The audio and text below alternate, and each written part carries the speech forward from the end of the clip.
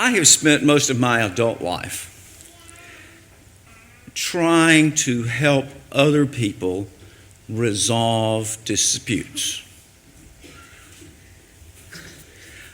Often I did that as an advocate for one side or the other, and I have enjoyed that a lot.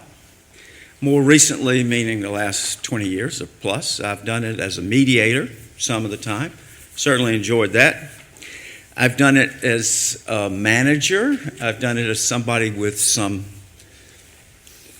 position of the moment in organizations, religious and otherwise.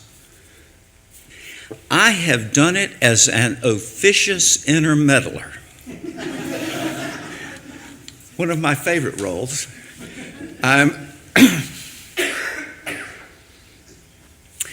And this experience, and particularly mediation, I think has taught me something that I'm going to see if it shares about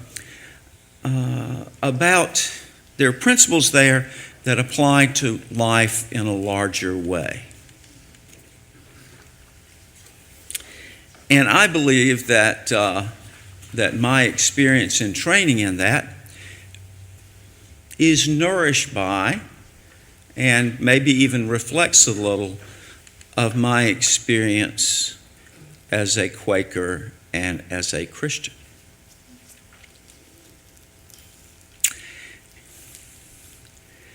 Contrary to the best way of organizing remarks, I am going to start off with the best mediation story from my life.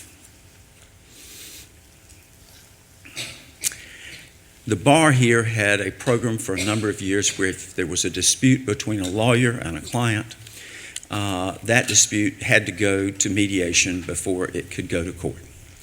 And I was one of the mediators, volunteer mediators on that list, and I got assigned one of these cases, and these two people came to me with their dispute. And the client was someone who had not had many advantages in life, and she had taken that background and made incredibly bad decisions. And that was sort of how she came to interplay with the legal system. And she had been charged with some low-level felony, and she had hired this lawyer for, and I don't remember the numbers, but let's say a couple of $1,000s to represent her. And he had made an appearance for her. He had done some work. He had done the things he should have done, but what he hadn't done is communicate with her. And perhaps because he didn't value her. I don't know. But in any event, in the absence of communication, she hired another lawyer, paid the other lawyer, and she wanted some of her money back. And that was the genesis of the dispute. And they came to me, and she told her story about paying him and not hearing from him and calling and not getting calls back. And he, who had done a good job for her, had his time records and his list of things he had done and what he had done and when. And he had done what he should have in terms of representing her. And he was not inclined to give her any money back. So I listened to each of them's story, and we separated into the two rooms, and I talked to him. I talked to her briefly, and then I talked to him, and he says, Bill, I need to get out of here. I need to go to court. I need to make some money. I'm not going to give her any money. I did my work. And I said, well, just relax. We'll see how it plays out. And I went back to her and I said, you know you can't win this, don't you? He has the records of what he did. You can't win this. And she said, Mr. Eagles, I have already won this. He said no one would listen to me, and you have.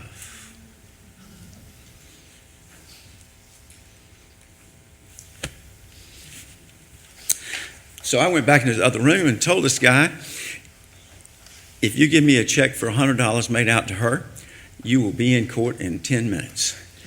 Otherwise, I think this may take a while.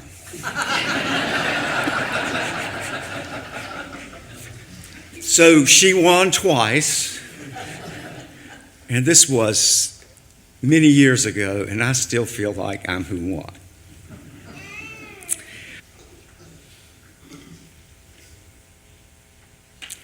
You listen to people.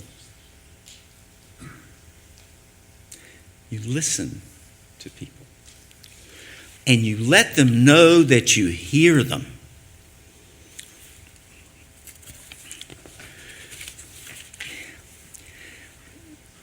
I've been doing mediation for 20 years. 20 years before that, I thought I was wanted to be a dean of students at a college, and I got a master's in higher ed and took counseling courses and learned about active listening, and Carl Rogers, who, I don't know, learned all this stuff about how you make eye contact and you change your expression and you repeat what people say. And it's all true, If you do those things, people, in fact, know that you're listening. And I, over the years, try to do that with clients, and I tried with my children, not that hard, but in moments. And if you can communicate that you're listening, one of the things that happens in this process is that you actually learn things. You learn about people's interests and people's concerns and people's hopes and aspirations. You learn about their fears. And you can adjust this process, this mediation process, to try to deal with that. I was mediating a case in another county, and this people, my contemporaries, who were all in the one room, and the guy who thought he should get some money from the person who had died, all those folks' relatives, was in the other room. And it was clear during the course of the day that one of the brothers was the leader in this family group, and that he was a person of faith. It was spoken about, openly. It was just as a given in this discussion between the siblings and their spouses. And between sessions, at some point, he and I are walking out of the room at the same time, and he says, Mr. Eagles, I understand everything you're saying, but right is right and wrong is wrong. I saw this as a barrier to settlement in the moment. But I said to him, it says in the book, if someone makes you go with them a mile, go with them 2 miles. And if they want your coat, give them your cloak as well. And then, of course, I said, or cloak and coke. I never can keep straight which was which, and he laughed, and the day went on, and a week it settled. And a week later, I heard from another source that he had retold his story, saying that moment made the difference between resolving this dispute and not. When I reminded him of what he knew, what he believed, why he believed it, who he was, and how to, well, if I hadn't listened, I wouldn't have known.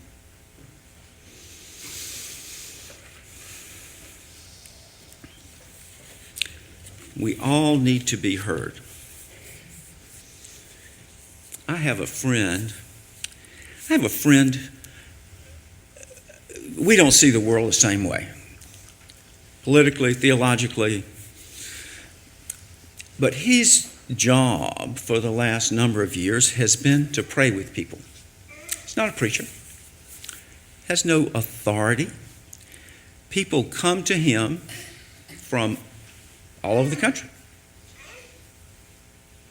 And they spend 3 days together, one-on-one, praying together. And a couple of years ago, when we became reconnected, it was sort of at a moment that he created this reconnection. But it was a moment in my life when I needed it. I didn't even know I needed it, but I needed it. And I realized that when we would talk one time, he would know what we had said the last time. That he had really listened to me. And I know why. He listened to me because he loves me. And in fact, he loves you too. Now, the title of this message is Listen, Love, and Let It Go. And the title should be Listen, Have Respect For, and Let It Go, but there's no alliteration in that. And I had to go the other way. I couldn't help myself. Listen, love, and let it go. But that kind of valuing and honor and respect that is communicated when someone really has listened, really cares, really knows, it makes all the difference. It can make all the difference. I was mediating a case where these three people were in business together. As it happens, they were all men, and one guy was the money management guy, one guy was the sales guy, and one guy was the technical guy. And we talked, and they told me about their dispute, and I separated them into two rooms, and I said to the two guys in the one room, "What kind of computer do you use?" And they both said, "Well, we both use PCs." So what kind of computer does he use? Everybody in here knows what he said. He says, he uses a Mac. And I said, how did you all think this could work? You have made a fundamental mistake. And they laughed, and I went into the other room, and I said to the guy, what kind of computer do you use?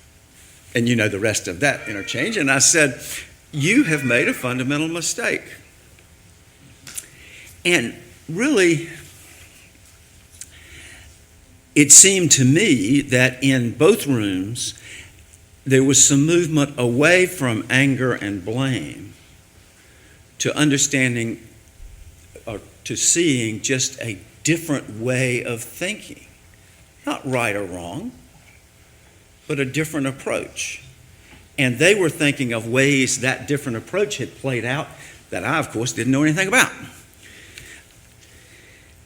If you can respect, you don't have to prove that you're due respect.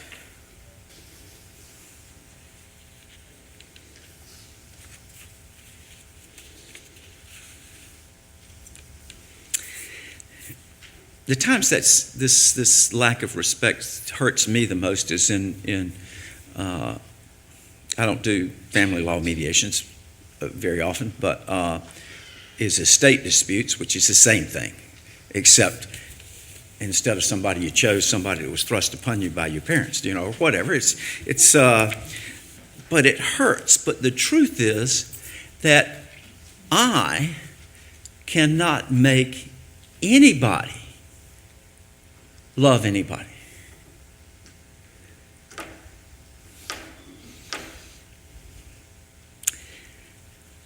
I can only my best day and you on yours. Only love, honor, respect that other person.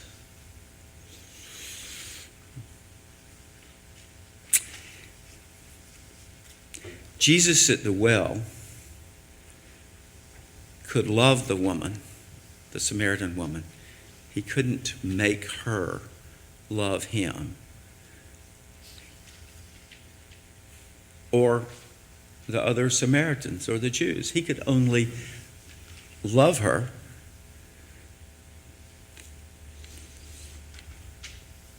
and it affected her. Just as he ate with the tax collectors, just as he loved the thief hanging on the next cross,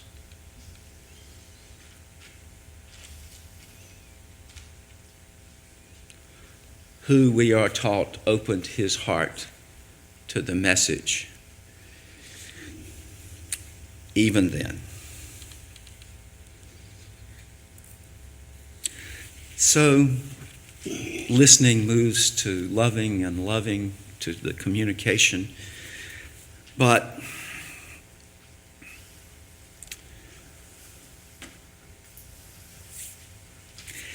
so let me tell you about my brother-in-law.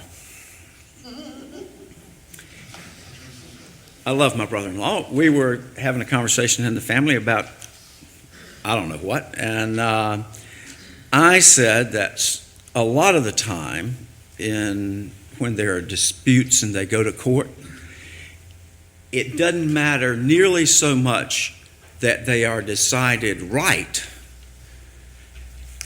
as it does they're decided.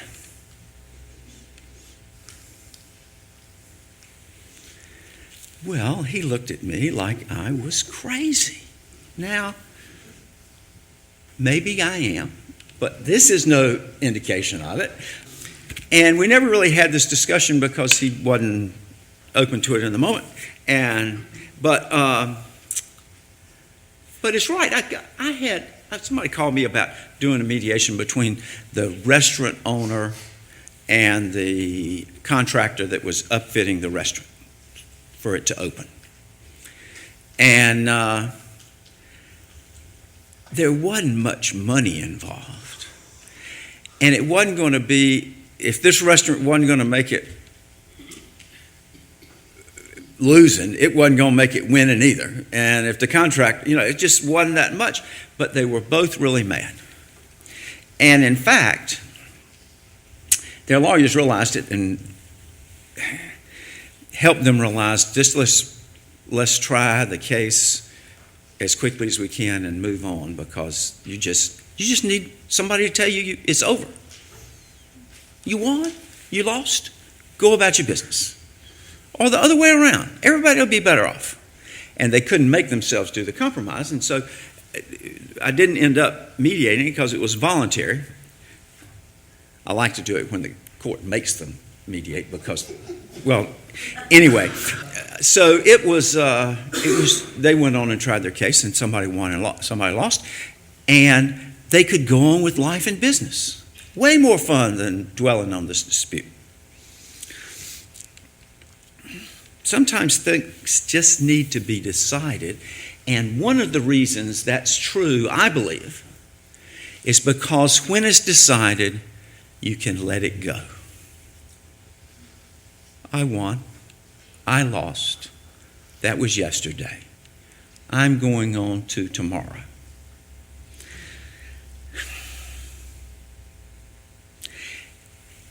And that moves this dispute to a fact.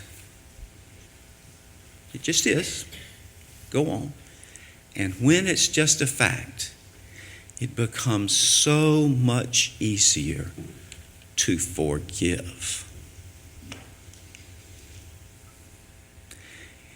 It's hard to move to trying to forgive someone if you're still trying to win.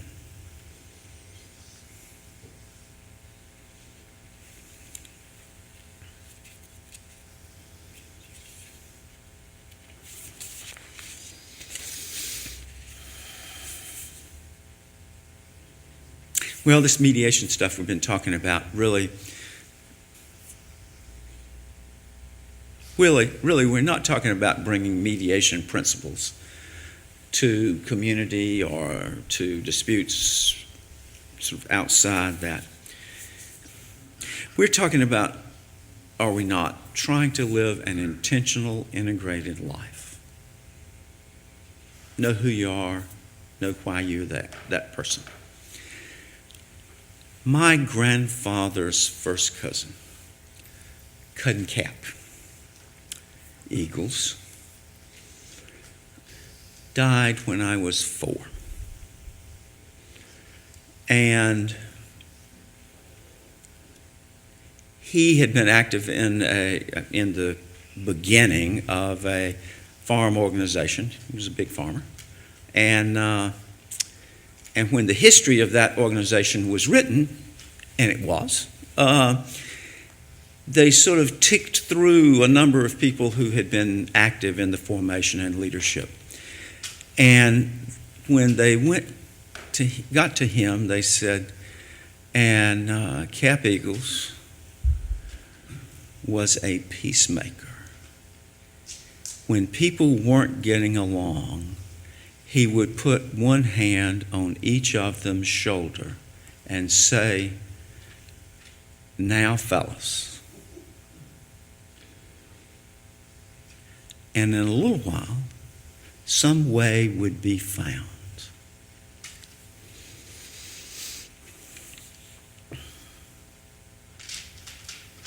Well, if we want to be peacemakers in community, in life,